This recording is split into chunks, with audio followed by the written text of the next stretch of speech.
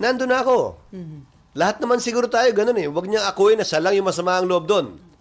Siguro naman tayong lahat, pag may nakitang patay, ginahasa, minmutilate na bata, o sino man babae, o lalaki, o matanda, lahat naman tayo siguro magagalit eh. Pero yon ang pinagkaiba ng gobyerno, siguro, sa ordinaryong tao. Hindi mo pwedeng ilagay sa kamay mo ang batas. Kahit nga ang gobyerno, hindi nilalagay sa kamay niya ang batas. Dinadaan niya sa proseso.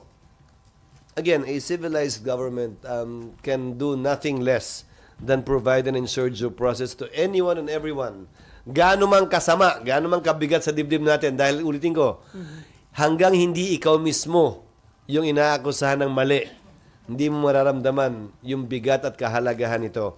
May isa pa ako nais talakayin. Ayon sa ilang testigo kahapon, bumaba daw yung